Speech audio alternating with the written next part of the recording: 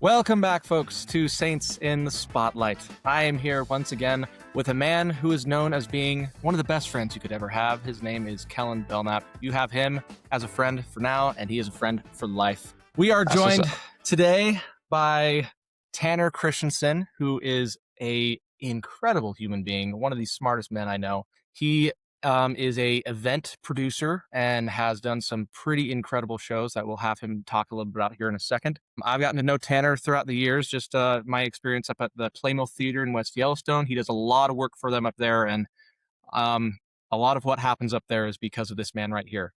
Anyway, Tanner, how's it going? So far, so good. Glad to be here. Yeah, we're glad to have you on. Glad that you're here, man. So to start off a little bit, tell us a little bit about what you do. Yeah, I mean, it's definitely changed throughout the years as most people's jobs in life do. But overall, I specialize in event operations, productions, and marketing. So I've done a lot of different types of events, from musical theater, which is mostly what I do at Playmill, to concerts, to also just events in general. So overall, just living in the world of events. Nice. So with some of the events that you've done, what are some of the events that you have done that people might know? For sure. Playmill, like you mentioned earlier, is probably the most notable one that people will associate me with. Well, I started in Playmill in 2018. I started as a performer there, married into the family. For those who don't know, it's a family-run business. So I married the youngest daughter in the family, and then over the years have taken the role of production and operations manager. So I oversee all the production up at Playmill, which kind of entails hiring and managing the creative staff. So that's at Playmill. And then I've also independently produced some shows in Salt Lake at the Eccles Theater. Probably the most notable one is Joseph of the Amazing Technicolor Dreamcoat, a corn which you had the opportunity to be part of. And then most recently, I'm also helping out at BYU Idaho, and I am their entertainment promoter. So I oversee all their concerts. So up here in a week, I'll be hosting One Republic, and I oversee all the logistics for those concerts. Awesome.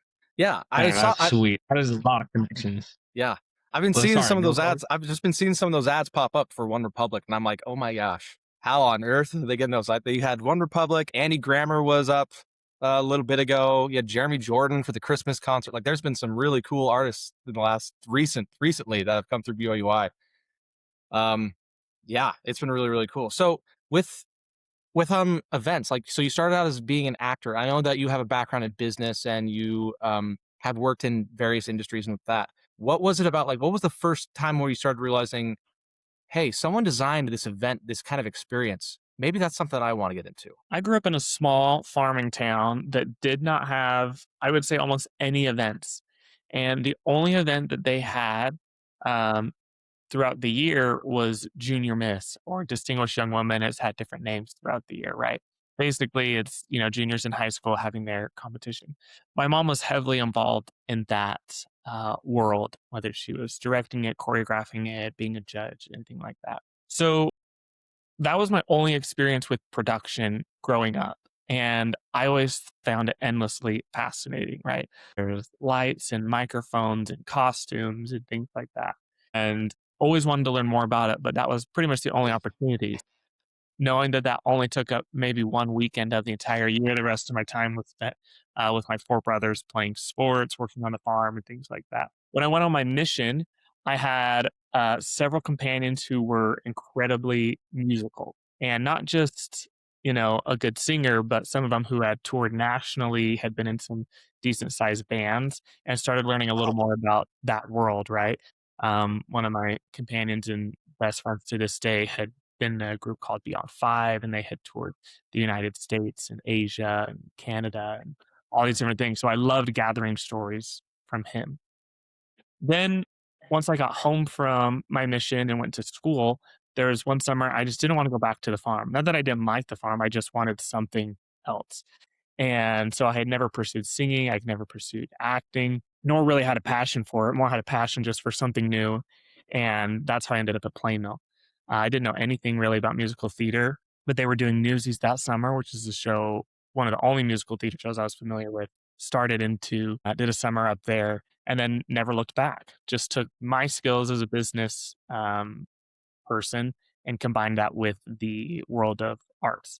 And so I always say that I'm a business person, and my business of choice is the world of arts and events.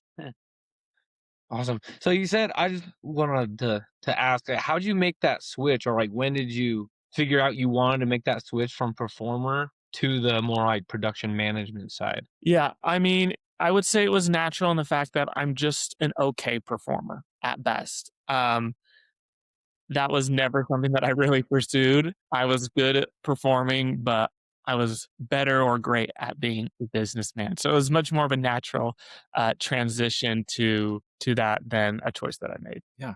Okay, so with that, you started out the play mill. You start helping out Roger and Heidi up there with getting the business side of that those operations nailed down, and then you start expanding those horizons, start doing stuff at the Eccles.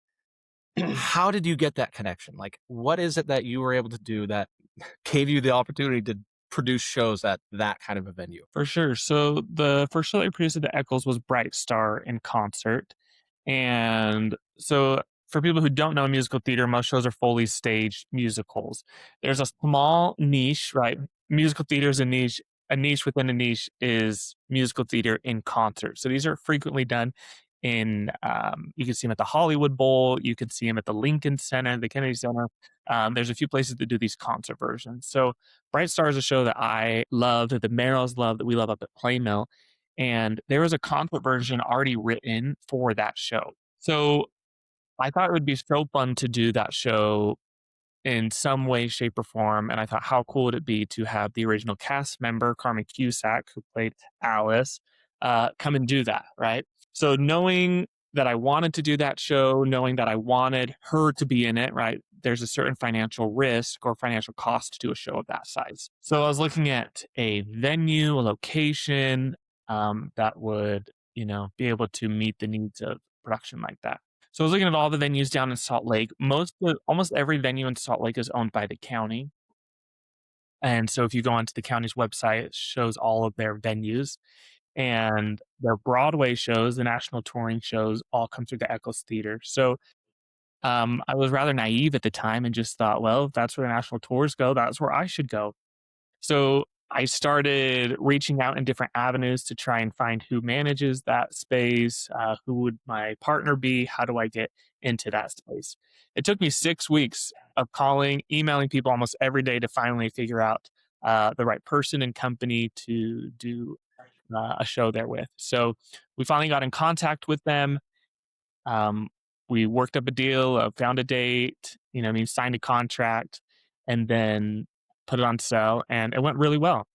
And from there, we did a few additional shows throughout the years, including Joseph. We did a Broadway encore series that had Jeremy Jordan and Jessica Voss and Kara Lindsay. And yeah, that's kind of where we've left it at this point. So yeah, just a crazy idea, and started reaching until we got our hands where it needed to be. Yeah.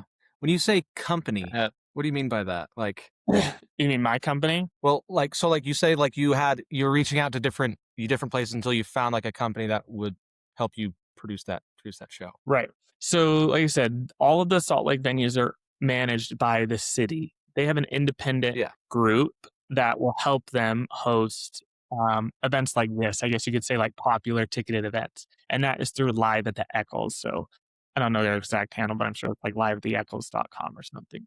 So if you go through there, they have a company that oversees all of the shows through the Eccles Theater. So I was able to get a hold of Live at the Eccles, the management team there, and that's who we partnered with to bring the show. They did a lot of the front end stuff, right? So they're looking at marketing the show, ticketing the show, security for the show, the venue, and then I'm bringing in the production side of it. And that's kind of what the partnership. Okay, sweet. Yeah. So early on, when you started getting the seed of an idea, who was the first person that you told, and what was their reaction to it? Yeah, my wife is probably the first person that hears these ideas verbalized. So I have a document on my computer that hosts all of my ideas. So I'm getting loads of ideas every single day, every single week, from anything, a crazy thought, to wow, fairgrounds are underutilized, right? Knowing that a fairground is this huge facility and it's only used 1 week out of the year. right? Or there's several different thoughts that come to my head. Some of them are fully formed ideas, and other things are just things in the event world that I noticed, like the fairgrounds, that's unique. No one uses these; they're huge venues. That's interesting. Maybe there's something there. And I start putting these ideas all on one document. And a lot of people will get an idea and then start chasing it right away. I've come to learn that that's not the best thing to do. You waste a lot of time running. And so I'll put it down on this document, and then the ideas that keep revisiting my head, that keep coming back, those are the ones that I will start pursuing. And so the idea for probably the biggest show I did at the Eccles, which is Joseph and the Amazing Technicolor Dreamcoat, had come off the back of Bright Star in concert. And I was looking for what my next show should be there. And knowing that, trying to find 2 or 3 things that would really speak to the audience there. And one of them was just an Amazing Technicolor Dreamcoat, a show I love, a show I've been in, a show you guys have been in. And so once the idea starts forming, then I will put it out to my wife. It's usually the first one that I tell and say, this is what I'm thinking. This is the show. This is the location. This is the people that I want. And then she will inevitably, through her wisdom, poke some holes in it. And as she pokes the holes, I kind of start patching them up till she thinks it's a good idea. And then after that, I'll go to, whoever's next. Sometimes it'll be my in-laws, the Merrills. They have a great foot in this industry. Sometimes it'll be tech people, right? If I know that the biggest hurdle is tech, then I'll go to a tech person next. But yeah, I form the idea, goes to my wife. And then after that, I'll reach out to, my trusted circle. What a circle. Yeah, no kidding. Honestly, that's a great circle to have when you're trying to see if an idea will take off. Wow. It's a great circle. Yeah. So do you ever have moments where you almost feel like you have imposter syndrome? Like you kind of wonder, like, what am I doing here? Generally, I don't have imposter syndrome, and it's a strength and a weakness in the fact that I'm overly confident. However, one time I did have that was opening night I did Joseph. The first time I did Joseph, I think I was maybe 25, and we had almost sold out 4 nights in a row at the Eccles, so almost 10,000 people. And I remember coming in the first night, and we had charged a good chunk of money for tickets, and I remember standing there and looking at the Eccles with 2,500 people in it, going, I can't believe they showed up. This is insane. No one knows who I am. No one knows who I am. Like, I put this together. No one knows who I am. I'm standing in the middle of the audience, right? And no one is looking at me going, oh, I bet this guy put this on. I was 25 years old. And so that's probably the one time that I really had, a moment looking around going, oh, this is big, and I hope it works out. That had to be surreal. Like, that is a incredible moment to take like a seed of an idea and suddenly see a theater filled with over 20,000 plus who came to something. That's awesome. Yeah, and we had, another one of those experiences that was in Joseph at a different venue, and Corn, you were in this show as well. We did it up at BYU, Idaho at the I Center. And that venue, we played to almost 8,000 people in one show, which never has anyone really played 8,000 people in one musical theater situation. And I remember I was up in the sound booth, and at the end of the show, the lights are going crazy. Everyone hits their final pose, and it is just, and I have a video of it. It is just roaring sound. Not like, theater's very proper, right? They don't roar, nicely applaud, right? But this was an absolute rafter shaking roar in this moment. And I remember just being there going, this is awesome. This is what theater is about right here. This is what entertainment is about. 8,000 people cheering, happy that they spent their evening here, that they spent it together with us. And it's something that we'll look back on for the rest of our lives. Honestly, that's got to be so rewarding. Like, to be like, wow, I just put this on and this many people liked it. I mean, I don't know. That's like, especially at a venue like the Eccles, because the Eccles is like not a small theater. That's a pretty, I feel like that's a pretty high venue spot. Mm-hmm. Yeah. So it really just sounds like persistency is the game. Like, you just got to continue to just be persistent, and then opportunities will present itself. Kind of like what you were saying with like just reaching out. Because I bet we're like, at times, did you feel discouraged? Like when you just had reached out so many times and there was no bites, or just kind of nothing happening. You're just like, what am I doing? Is this like worth it? And Like, do I keep going? For sure. Yeah. At the Eccles, like I said, I reached out for almost every day for 6 weeks. And I remember when I finally got a hold of someone, I had called, I had sent the emails and the phone calls on the websites and things like that. Finally, knowing that it was run by, um, partly the city or partly the county, I called the city and I called the mayor's office and I got the secretary and I said, look, I know you don't know who's in charge of this, but you probably know someone who knows a little more than you, and I just need you to transfer me to them. And she said, "Okay, yeah, I can do that." And I had that conversation 4 or 5 times that day, right? Just getting transferred till finally I got to the phone of someone who said, "Yes, I know. I'm not the person, but I do know who the person is." And they gave me that number, and that's how I got a hold of them, right? So, yeah, I mean, it's incredibly discouraging and there's a lot of ambiguity, especially when most of this industry is done via email. When you send an email and you go, did that email get through? Okay, yes or no. You don't know that, right, to start. And then if the email gets through, you go, did they not respond because they don't like the idea, or they did not respond because they had 10 emails come through that day and they forgot to respond to that email? Should I follow up or should I not follow up? If I follow up, am I annoying? If I follow up, am I just being nice of giving them an opportunity? There's this really intense game you're playing when you're trying to get a hold of somebody, and not be too persistent, but you have to be persistent, and it's definitely a challenge. Yeah, no way. Talk about persistency. Like that's definitely. I feel like what you're talking about. There's a lot more goes into it than people I think. And you think that, oh, I send out a couple emails like, oh, no one responded, oh well, but like to be persistent enough to do that 6 straight weeks and keep getting redirected. I think that's a good insight for people who are interested in this industry to understand. Like it takes more than a few notches. You need to get as many touch points as you possibly can. But yeah, I just want to say that, like, going back to those productions of Joseph at both the Eccles and BYU, I fear, Tanner, you've ruined me for any the other theater experience ever, because there's the sheer just like magnitude of those events and looking up and seeing thousands of people in an audience is just one of the most incredible things ever. And now, like, it's hard to go back and do things that aren't that same kind of scale. And it's like, wow, it's just, you want to get a taste of that again. Yeah, and But yeah. another thing unique about this show that you experienced firsthand, Quinn, is the pacing of that show. I think that show was done in a very unique style. So most musical theater shows are going to rehearse anywhere from 2 months to, at the shortest time, maybe 3 weeks of rehearsal time to get a show fully mounted. At Irving with Joseph, we mounted the entire show in 72 hours. From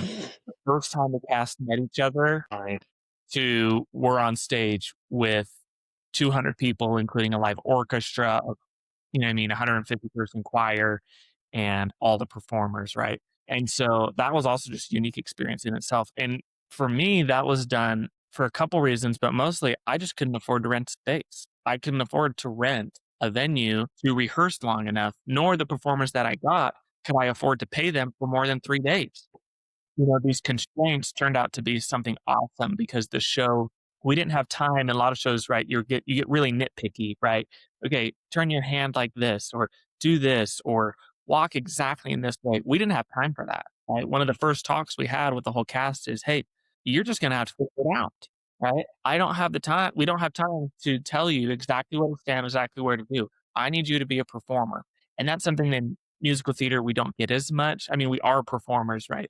But it is very choreographed. Every single moment, from the breath, from the movement, from the line, is all set beforehand. And that was fun about this version of Joseph. It was really raw, and it was just a part. You kind of felt like the wheels could fall off at any moment. And that was a palpable energy. That's really So true. With doing it in that style, did you feel like, wow, that actually kind of worked? Would you do that again for another show? That same style? I would do that again. The hardest thing is Joseph is a unique musical in the fact that it's sung through, right? Everything's done to music. And so we had the opportunity to people to learn the music beforehand, and we also sent out choreography videos for them to learn beforehand. So that style of show, you are able to condense it down a bit. The thing that takes the longest in building a musical or a play is the dialogue. That's where you get caught up in time, right? Because you're trying to figure out how these dialogue interactions need to be. And that's something that Joseph doesn't have. It's all sung through. So if we did something like Beauty and the Beast, I don't think I would ever be able to do it in three days at least, right? But do I think we could probably get shorter than the typical 3 week to 3 month window? Yeah. Really cool.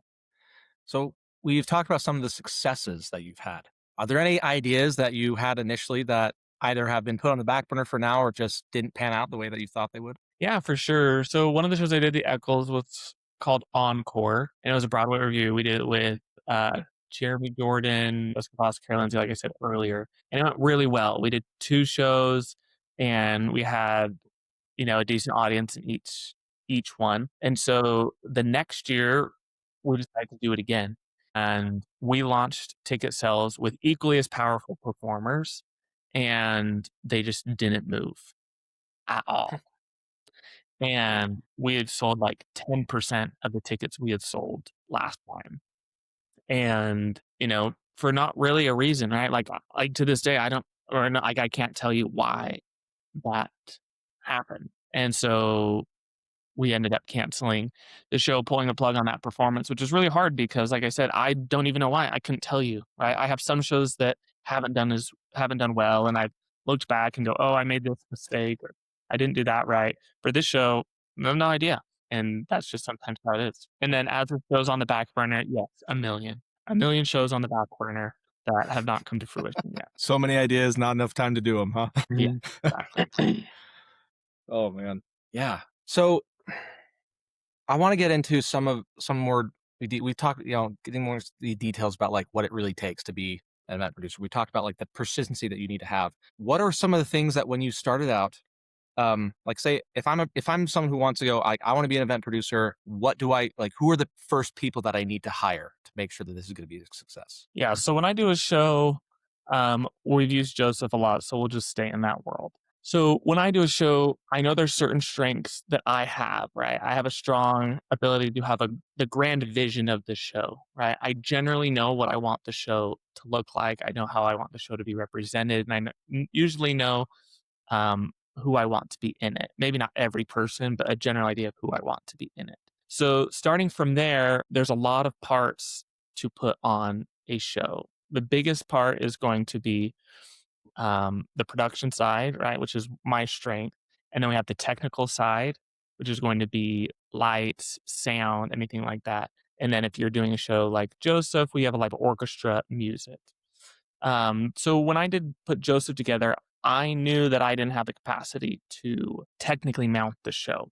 I can oversee technical people, but I don't have the ability to get the lights, to program the show. And while I generally know what I want, I wouldn't be able to program it or tell you, oh, I want exactly a green light that moves in this form in this moment. So with that show, I have a company that I've used a lot, and it's called Shadow Mountain Productions. And he is like my go-to for technical stuff. In Joseph as well, I have a technical director that travels with me a lot, Haley Price. So Tanner Valerio that owns Shadow Mountain Productions and Haley Price, those are my 2 point of contacts for that show. And how did I meet them? That was just over the years, right? We had kind of both started in whether it was at Playmill or other concerts, and I just seen their work and reached out to them to take that on. Music, a little bit similar. It was a former Playmiller as well, and it was Devin Davis. Devin is probably the greatest musical director I've worked with in the sense of large ensembles and being able to, have a choir and orchestra and all these live people. He really does well in large group settings, and that's what Joseph was.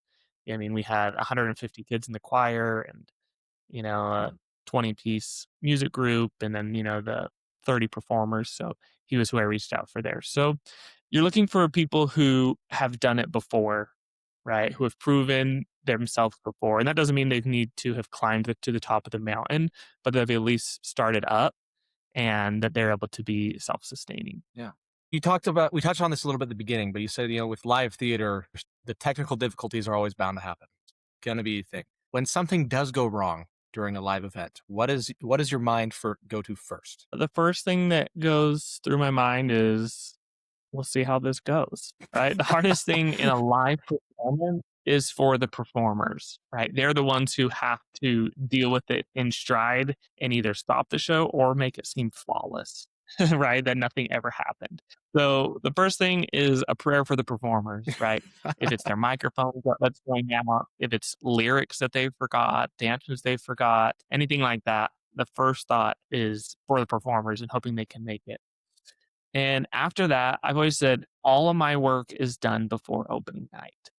And so most of the time, if I'm the production manager or the producer for the show, honestly, I'm just going to sit and watch. And the people who are over those things, I trust them that they'll get it done. Right. If a mic goes out, there's no help of me running and trying to fix a mic. I don't know how mic work. Right. So I may go to my technical director and just ask, how can I help? Be of support of them. But you want the trusted people, the right people in the right places. So if something goes wrong, they're capable of fixing it. With the events that you've done and what you've learned about the industry so far, what have been some of the most frustrating things about how the event industry works that you wish you could change or that you're trying to change? Yeah. For this, we'll move past Joseph finally, and we'll go to one of the current roles I'm working on in shows right now. So when you're working a large concert, right, as an event promoter, so in the Joseph case, I was producing that show and directing that show. And so I'm very involved in the artistic manner. Another world of events is concerts, right? So this is, like you said earlier, Andy Grammer, One Republic, anything like that. When you're working in when you're working with A-list artists, right? They have massive teams that are working under them, right? They're going to have they're going to have their agents, and a lot of times they'll have multiple agents. They have agents, for national agents, international agents. If they're in film, they'll have a separate agent for film. If they're in theatrical world, they'll have a separate agent for that. And then on top of that, they have a manager. So when you're trying to negotiate with someone, there's a lot of people in the mix that you're negotiating with. Then once you've actually agreed to a contract, things like that, it gets transferred from the agency to their production team. Their production team will have a production manager who oversees all the technical aspects of it. They'll have a tour manager who's going to oversee the general logistics of the tour and all these different things. So there's a lot of people in the mix when you're dealing with a large act like this. And the hardest thing or most frustrating thing is just being able to communicate with all of those different people. Everyone has different opinions. Like you said, they're going to have a team of anywhere from 10 to 40 people under them. And every single thing you do has to get approval from one of those 40 people.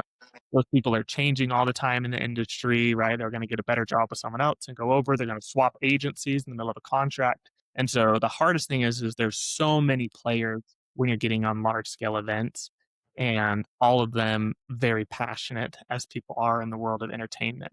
And so being able to communicate with all of them effectively is probably one of the hardest things in the industry. Yeah, I can't imagine how stressful that would be. It's like like what you were saying, it's like 40 people versus you. It's like a 1v40 just trying to talk with all of them and everything. How long would it take you to get to that point of like talking to them? Because they probably have quite a bit of people who they're talking to about like stuff that they can do and everything. Does it take like a lot of persistency to get connected with them as well? Or When you're talking with a top tier artist, the initial contact usually is not very hard, right? Especially if you're representing a large venue, right? If you guys were just some random person that wants One Republic to come play the Pocatello Amphitheater, right? You're going to have a hard time getting anyone to respond to you, right? But if you're looking at, we're hosting One Republic BU Idaho at the I Center, which seats 15,000 people, right? That's the venue they want to play, right? They want to come to a venue like that. So assuming you have the right tools behind you, right? A venue and the financial support to do a show like that, getting a hold of them is usually not the problem. So which it was at Joseph, but it wasn't in most large artists is not the problem. So once you get a hold of them and you get a hold of their agent, that's when the hard stuff talks, right? They're looking at there's different types when you're booking a concert, whether you're booking them on a tour. So if they're on a tour, you're trying to fit in to where they're already at. So in Idaho, right? If let's say I'm overseeing the Boise Center, I'm going to want to get squeeze in between a day where they're going to be doing Salt Lake and then they're going to be going up to Portland, or maybe they're going to go up to Seattle, right? So I have to fit on a very specific day if they're touring. And with that, you're trying to coordinate, days of the week, because certain days of the week are going to sell shows better than others. And, do I even have the venue that day? So you're working all of that out. And there's other ones that are one-offs, right? So like One Republic isn't on tour right now. They're just coming to do one show here. So, those have different contracts in them. And so you're trying to get them to come. And so, I mean, like all this to say, the initial contact's not hard. It's coordinating all the details after that. When are you in the area? What can I play? How much is it going to cost? Those are the details that are hard to work out. The One Republic contract at BYU Idaho, they've been working on for over 2 years to get them to come. And so, yeah, those contracts can take a long time. And some, on contracts in 2 weeks, so it just varies. Well, you have to, you're managing 40 different people, you're trying to communicate with everyone. How do you stay organized? Like, what is it you have to do, one, to protect your own mental sanity, because there's a lot of things going on there? How do you maintain that organization? Yeah, you have to build different processes. So for Playmill, I have what's called a production analysis, and this is my ultimate Bible for each independent show, right? In this production analysis, it has all of the calendars, it has who my production team is, it has every costume that's going to be worn, who's going to wear it, who's going to build it, where's the fabric coming from, the set, who's building the set, where's the set come from, all those different things. And so for me, if I'm producing a show or managing a theatrical show, I get the script and I will write everything out in one document so that I can track it there. If I'm working on a contract for a concert, all of that is going to be done through 2 documents. One is the contract that we negotiate with, and the second is going to be the writer, which is the artist's requirements. So it's going to say, I need to make sure I have this food in the dressing room. I need to make sure I have these lights on stage, this type of microphone. This is where I want my monitors placed. And so finding a core document or core setup that's going to help you in whatever show it is. If it's theater, for me, it's production analysis. If it's on a concert side, then I'm looking at the contractor and the writer are the 2 things that are going to be my guiding force and everything. It sounds like a lot of this sounds like it takes a ton of time. There's a lot of effort that goes behind it. And you also have to deal with the risk that no one will buy tickets. And so what do you decide? What's the deciding factor between is this a worthwhile risk, or is this going to be too much of a gamble? Yeah, a lot of different factors go into that decision. I've always said the best way to sell tickets to an event is to just choose a good event or make a good event, right? That's advertising. Just be good.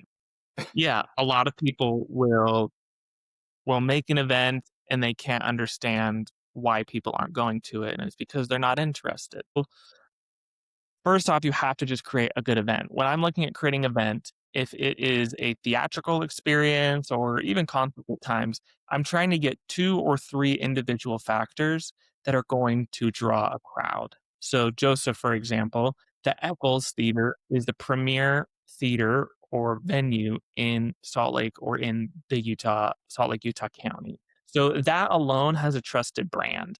People will go to the Eccles because they know good shows are placed there. So that's one factor. The other one in that case was Joseph. Joseph and the Amazing Technicolor Dreamcoat is one of the most popular shows in the Intermountain West and just in the world. So people alone would come for that. And then in that case scenario, we also looked at the cast.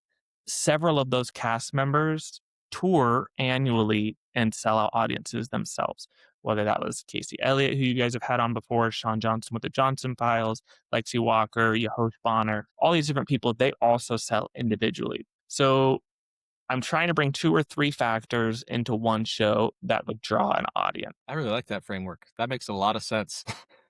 That does check out. A long time ago, we had the conversation about You brought up this idea that, one of the big problems with the arts industry and the theater industry is that there's too many theater people in the theater industry and not enough business minds um, because it's a very creative industry. There's a lot of really like artistic stuff that goes on. So how do you balance creative vision with financial reality? Yeah, I mean, I don't want to get in hot water like Timothy Chalamet is currently at the moment. But everybody has a different skill set. And my skill set is business, right? And I'm okay on stage. You look at other people, like my wife, for example, is really great on stage. Business is just okay. So everyone just has strengths, and we need to play within our strengths to be the most successful or have the greatest chance at success. And, within the entertainment industry, it's just really hard to be a performer.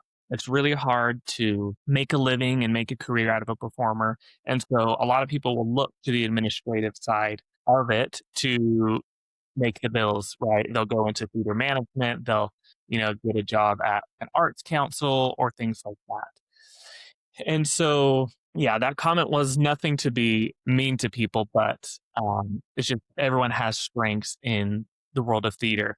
Yeah. And sometimes people will get so caught up artistically in a show that they're so passionate about that they'll forget that the general population is not interested in that.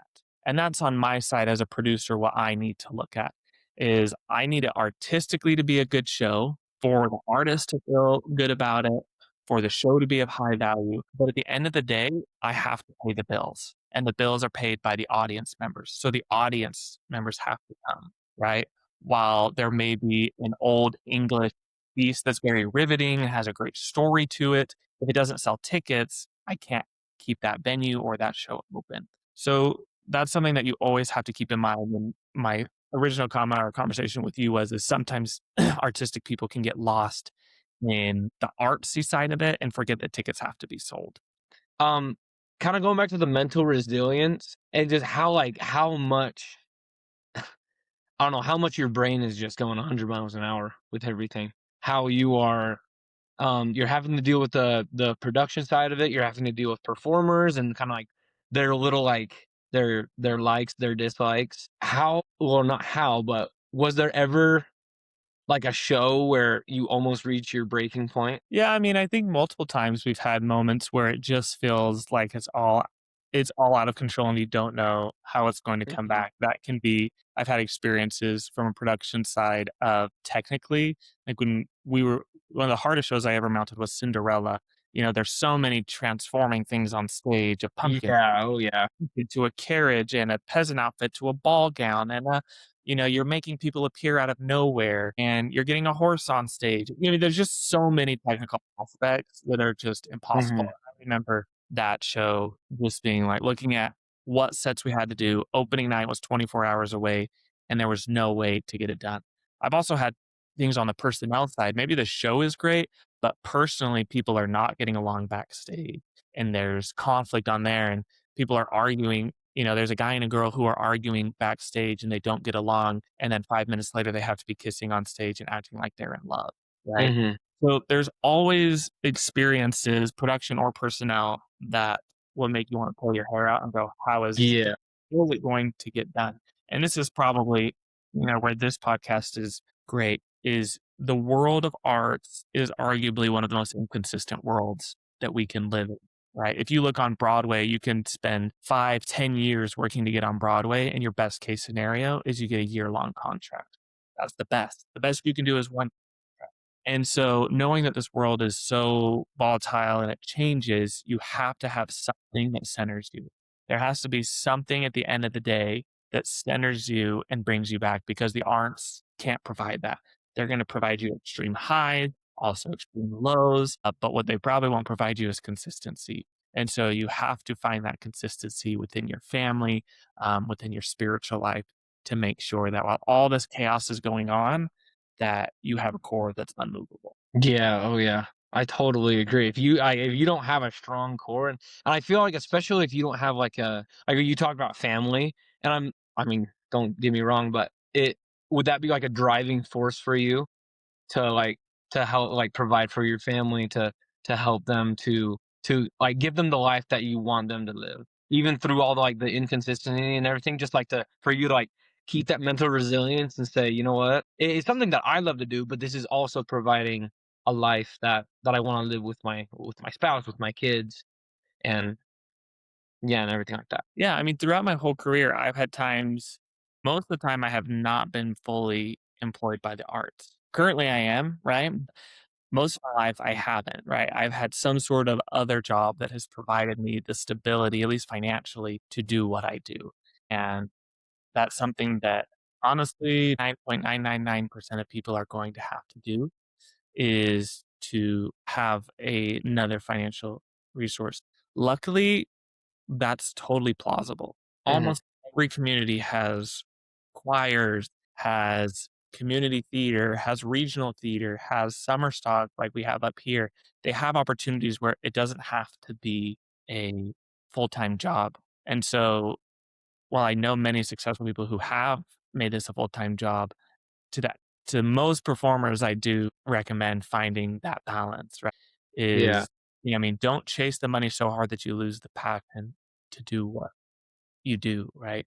Find that stability and then, go from there. Like that. Yeah. Something that you said, like, just a few weeks ago when we had Casey on here, he talked about how, because with Gentry, like, that's kind of his side gig. Like, he has his own day job. Yeah. Yep. For him, like, that's the way he wants to live his life. It gives him the freedom to be able to enjoy the arts more.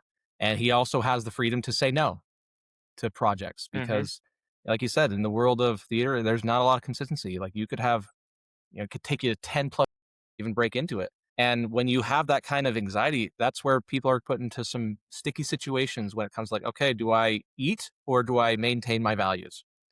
And so yeah, Mhm. it creates a Yeah, just to catch you up a little bit.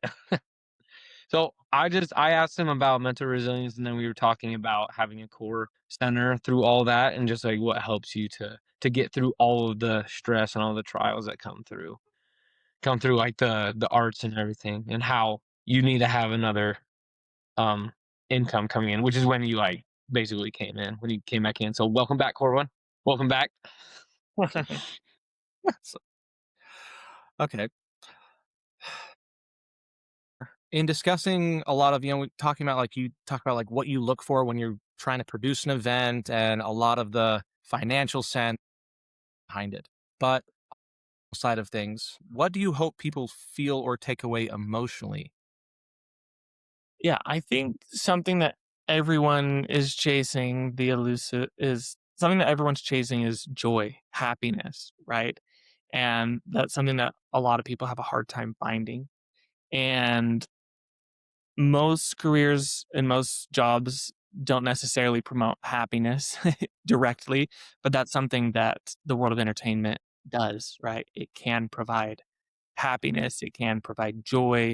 It can also provide insights into your life depending on what the content is. So, whenever I'm producing a show, my hope is that people can leave behind whatever they walked in the door with and have a transformative experience for them, whatever that may be, whether that is an answer that they're looking for, whether that's joy, whether that's forgetting that they have pain for a little bit. Um, but I'm just hoping that they experience joy or whatever they need to get out of that show. Yeah, it's kind of like an escape from all the stress of life. Like I've definitely experienced that. I've mostly been an audience member growing up.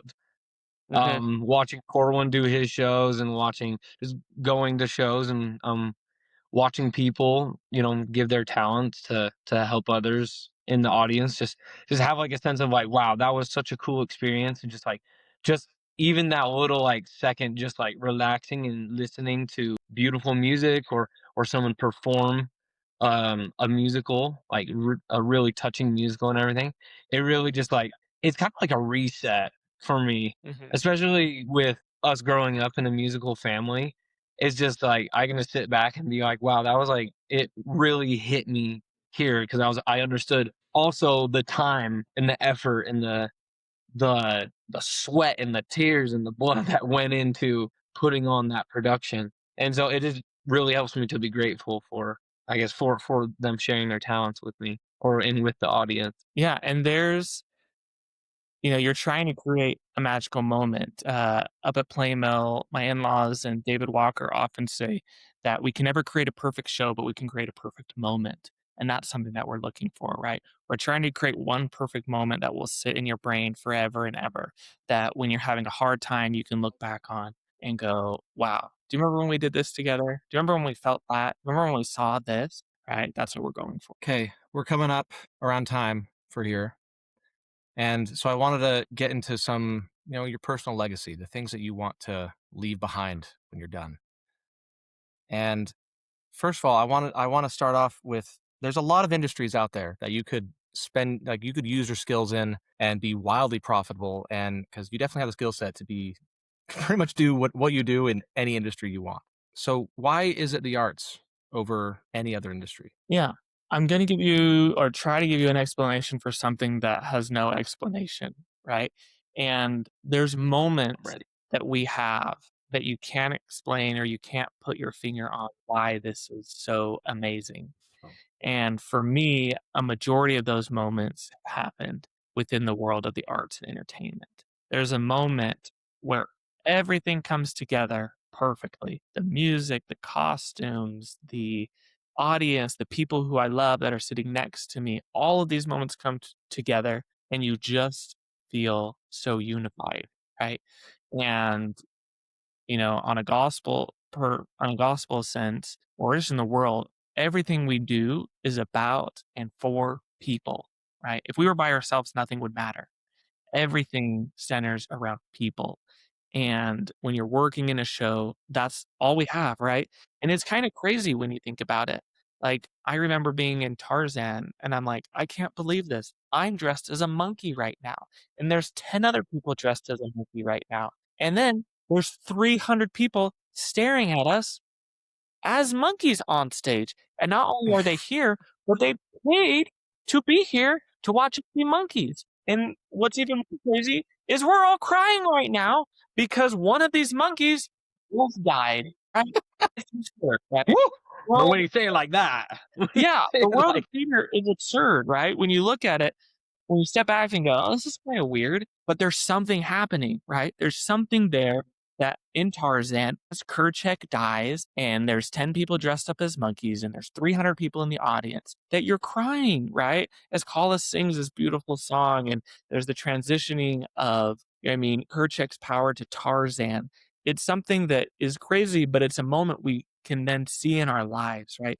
We're bringing this imaginary world into the real world, and it's helping us process, it's helping us understand, it's learning, it's growing. Um, and, like I said, it's kind of crazy, right? But it's unexplainable. There's a magic that happens. And I've been in boring legal meetings and big business deals, and that magic's not there, right? That magic is in the space of performance or, at Disneyland in the creative space in general. It's all about that magic.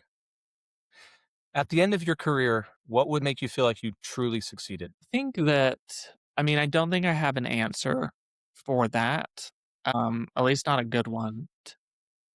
I hope that when I die and all these people, well, hopefully all these people are at my funeral, that they can think of a moment of a show that they went to that I helped with, that helped them in some way, shape, or form.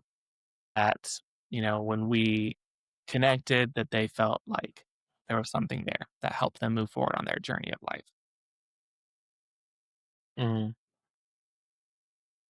So would you say that, I guess, at the end of your career, would that make you feel like you succeeded at like your career and kind of like at life in a way? Yeah, It's like you were back. from a career standpoint, when I think of the question, what makes a successful career, it just doesn't matter. Like my career is whatever, right? Like I've been in the wood flooring business, I've been in the entertainment business, I've been in the clothing business, and success within those doesn't really matter to me. What matters is that at the end of the day, I help people, right? Mhm. So I would That's the success, you'd that's say. the success is helping people. And I may do that through my career, as I may do it through service in the church, as I may do it within service within my family. But for me, I don't think there's a point that I'm like, oh, I need to do this to have a successful career, right? It's more on a life perspective of, I mean, I hope I'm kind. I hope I help people. I hope the world's better because I was here, and not necessarily a statistic or a certain show or an object like that to, qualify success. Sweet. Tanner, thank you so much for coming on to our little show Mhm. and giving us some insights Yeah, about thanks for the having event business. But yeah, I'm super excited for what you are going to be able, the projects that you're going to continue to work on. Some of the stuff that you've told me about that sounds really sweet.